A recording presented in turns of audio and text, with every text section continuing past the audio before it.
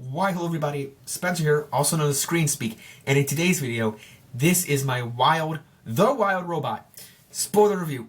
So without further ado, let's discuss.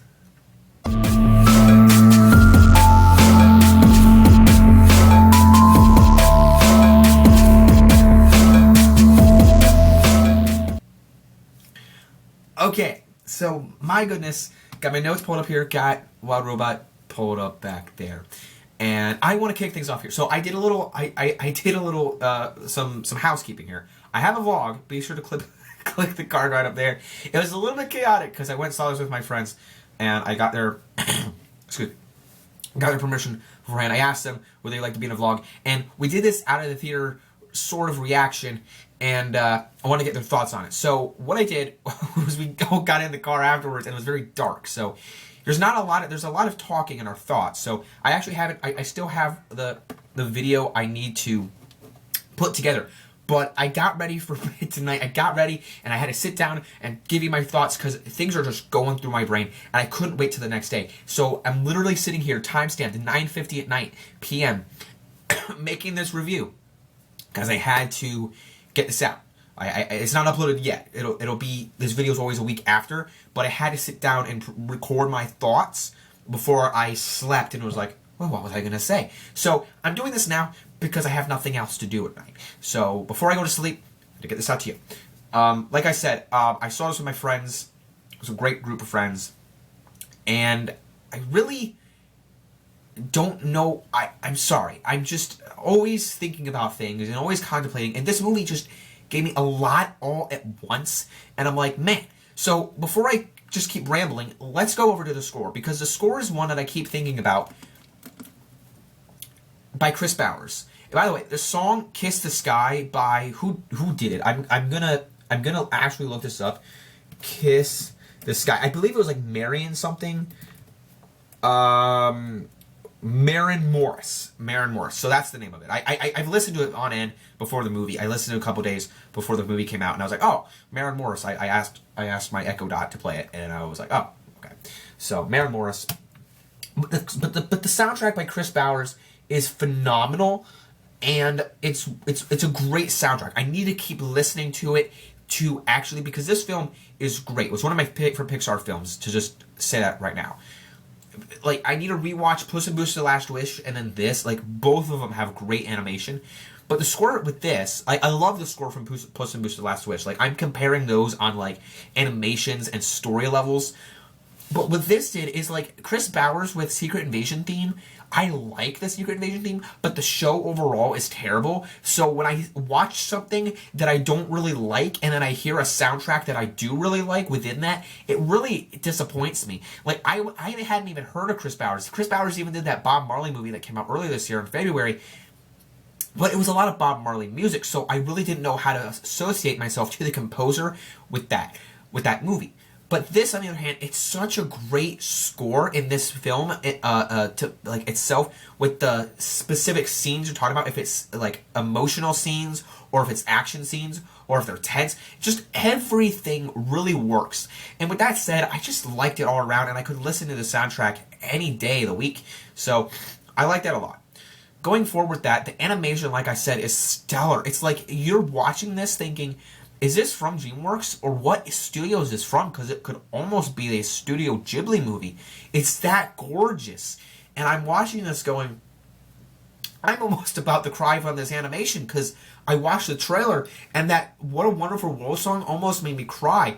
And this movie really brought, like, tears later because of the story itself, which I'll get into deeper. But the animation is something that you just are struck by. And it's another thing, because the director, writer, Chris Sanders, worked on How to Train Your Dragon, both The Croods, and another DreamWorks movie, I believe. Was there another one in there? You can see it pulled up back there if you look it up. But he also worked on Toy Story and Aladdin, really deep movies. And I love this, story, and like the action is great at the end, which I'll get into more in the movie. Like the action by the robots, and I mean it's very minimal action because most of it like is taking care of this, like the trailer, like, taking care of this goose, which I'll get into more. But the characters and the voices it's very. Let me say something. There's movies where animated movie like Mark Hamill is a brilliant performer in Luke Skywalker, but there's voices. I don't know, like The Nightmare Before Christmas. You hear these voices. Well, even that one, like I didn't even know Danny Elfman was singing, and these voices, I didn't even know who they were. But like voices in these movies, I'm trying to think, like Inside Out, like you can pinpoint, like, oh, if you hear this voice from that, oh, that's Mindy Kaling, or oh, that's Amy Poehler, or oh, that's Bill Hader, But this, you can barely tell. Like I knew that was Catherine O'Hara. Okay, I knew this was Pedro Pascal because of the commercials and the advertisements. I knew that Stephanie Hsu was this character. I was looking out for Mark Hamill, excuse me, all throughout the movie. And I'm like, where is he? Where is he? And me and my friend go, that's Mark Hamill. It was the bear. It was like an old, gruffly Mark Hamill, because I knew that nobody else was him. And then at the end of the film, sure enough, the bear was Mark Hamill. But I'm like, God, you're not really thinking about it. You're just watching the story and not thinking about these voices. And that, it doesn't take you out of the film in any way. It makes you think. The film has made you, got you sucked in to the story itself. And all these characters. Not about the voices. It's like, yes, we got big names, but that's not why you're here. That's not Lupita Nyong'o, I didn't even mention her. Lupita Nyong'o, like I said, Pedro Pascal's Devox is great. One of my favorite characters. But Razum, the robot from Universal,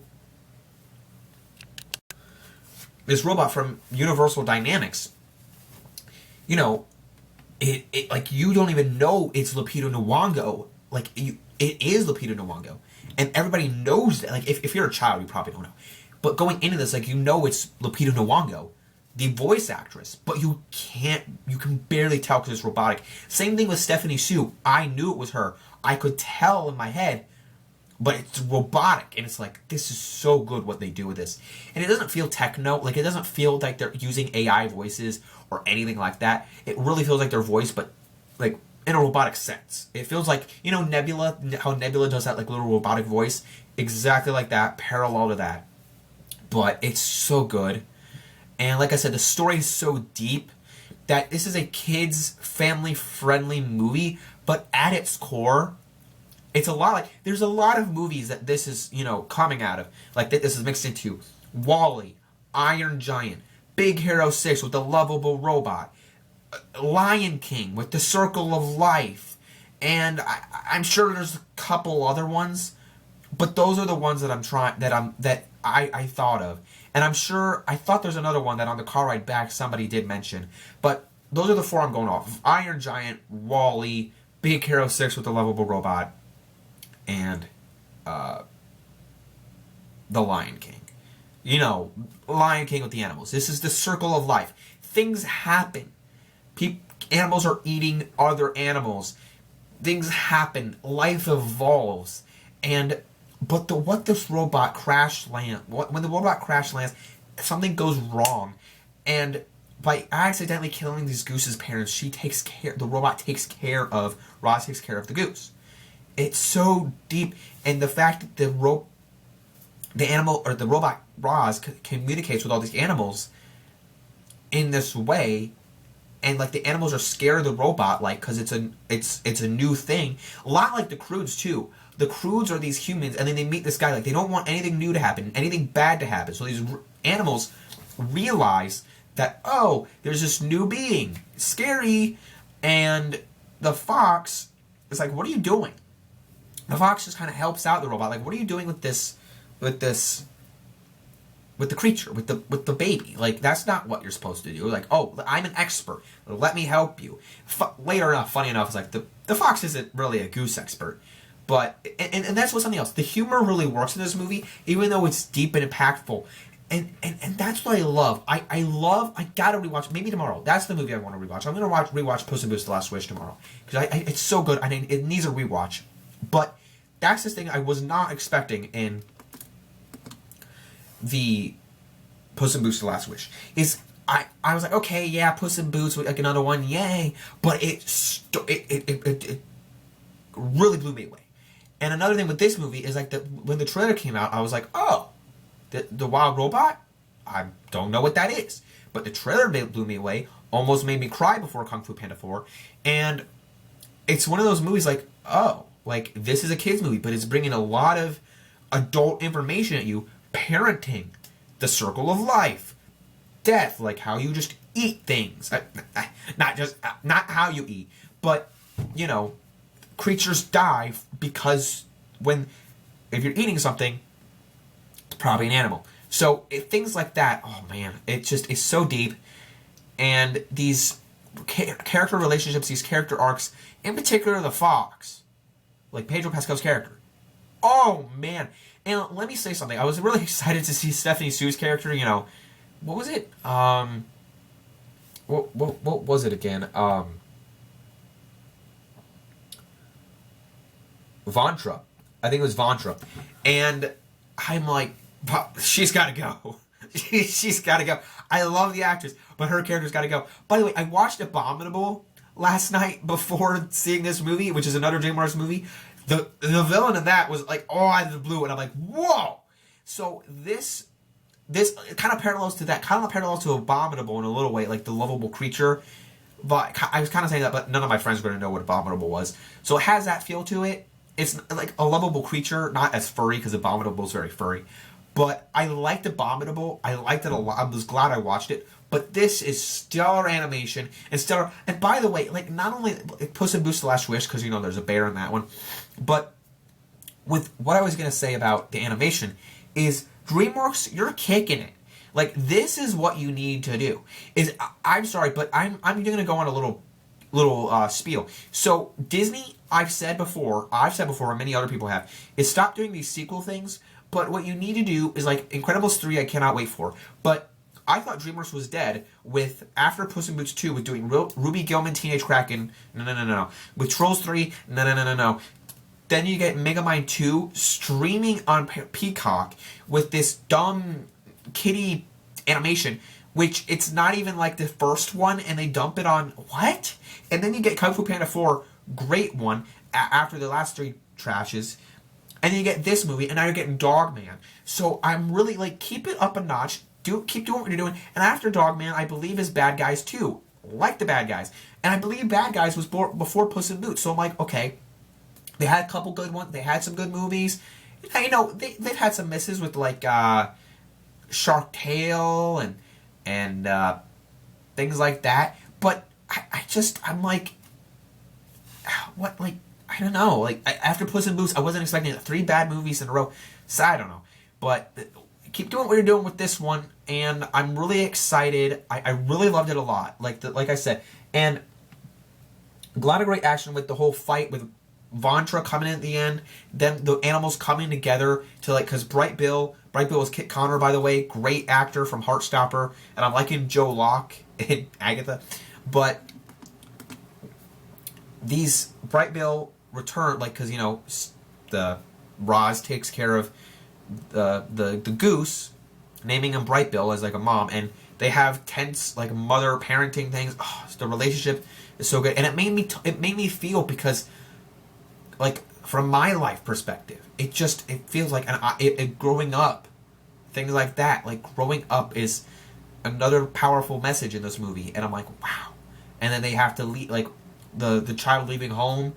I really felt that because now I'm in college, and I really felt that, like, leaving the nest type of vibe. Oh man, this movie does so much, and I'm gonna have to contemplate. Like, I'm just going to sleep. Like, how am I gonna go to sleep at night now after this movie? So it's really good. It's really good. Like I said, the Bright Bill leaves home, finally migrates. They go find the place where Roz was made, and in spite of that, oh, the robots are going crazy, like, because Roz sent the signal out to come back, and then Roz is like, goes back to the fox, is like, nope, I'm staying here with you on the island.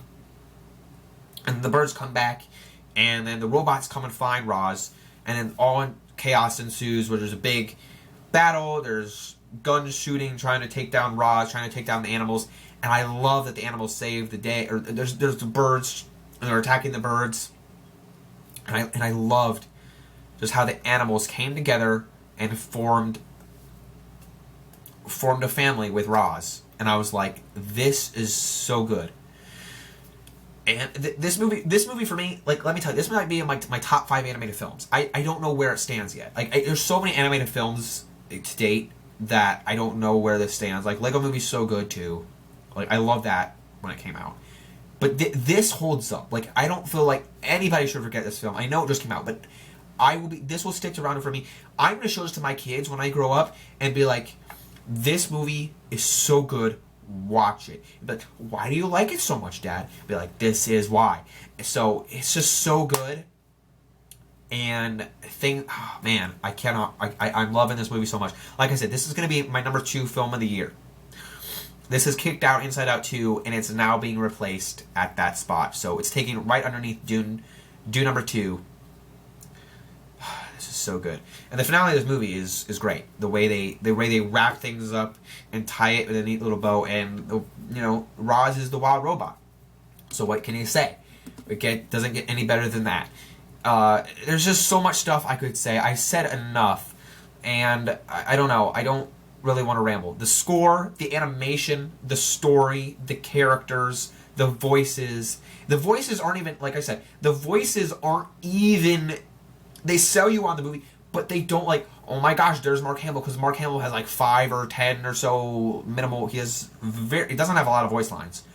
But the thing, like I mentioned, Ving Rhames is in this movie. Ving Rhames, Bill Nye, not the science guy. Bill Nye, who's done other things. I forget. I don't remember. He's a very famous guy. Go look him up. His name is Bill Nighy. It's Bill Nye without... It's like if you spell Nighty without the T. So, Bill Nye. And then Ving Rhames, who's the... whatever his face is from Mission Impossible. You know who I'm talking about. There's Benji, and then there's the other guy. Luther. Luther from Mission Impossible. I'm like, what's his name? Luther, like the... Was it Luther? I don't know. I was going to say Luther like the... Oh, no, that's Lucifer. That's Lucifer. So anyway, rambling on like I always do. Good times. So, yeah. Great voice cast, but it doesn't sell you like I said. It's not... The point of the movie isn't to have big names alert. It's like, okay, we got this cool voice cast, but listen...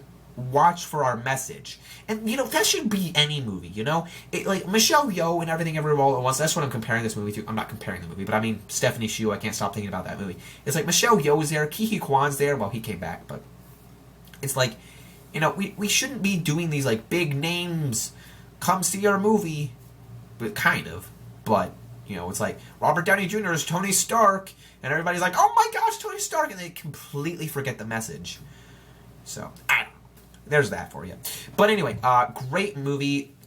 I was going to say, okay, before I leave, I was contemplating after the car ride, I was like, this is a 9 out of 10. Why is it a 9 out of 10? Everything I just said, this movie gets a 10 out of 10 for me. I was going to say 9.5, I'm like, screw it. 10 out of 10 for me. This is a 10 out of 10 movie. Nothing disappointed in my eyes. I was astounded by whatever was going on. Because after Inside Out 2, I think I gave Inside Out 2 a 9 out of 10, because it was deserved.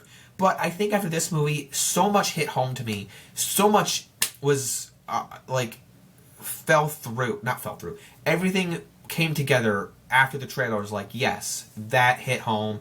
That was great. Nothing was disappointing. I was not disappointed after the trailers. So, it gets a 10 out of 10 for me. And if that's that's my personal bias. You may feel differently. If you saw the movie, and if you were one of those people that follows me, or went and saw the movie with me, you might feel differently. But for me...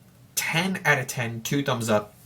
Wild Robot is a must-see in theaters. If you haven't seen it yet, I would recommend go seeing it before it goes away from theaters. Anyway, all I can say is I love it. Like, it deserves 10 out of 10. I think Dune 2 is a 10 out of 10, and this is 10 out of 10, and I don't know where the other films are on my top 10 list yet. But I know they are. I don't remember like what their ratings were. But, yes, 10 out of 10. Can't wait to see the other films later this year. And finish my top 10 movies of the year list. Because I love doing it. Don't forget to stay tuned for what else I got coming later this year. Especially with the friend group I went and saw this movie with. I'm going to go see Venom. Got friends from home coming to see Venom. Cannot wait for Venom. I'm going to say Venom. And so I got my Venom on. Don't forget to leave a like on this video. Subscribe to the channel Screen Speak. And do what's popping up right now. Don't forget to leave a like, subscribe, follow me at Boba Fett Jedi Master link, Instagram links down below. Don't forget to like, subscribe, follow me. Don't forget to keep calm, watch the screen. Peace out, everyone. Bye.